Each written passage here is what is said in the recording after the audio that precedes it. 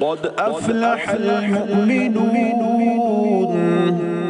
الذين هم في صلاتهم خاشعون والذين هم عن اللغو معرضون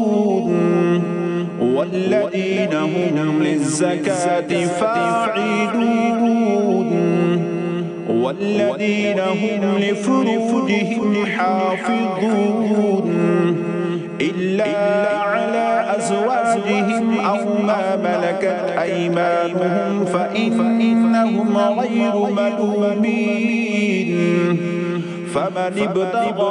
وراء ذلك فأولئك هم العادون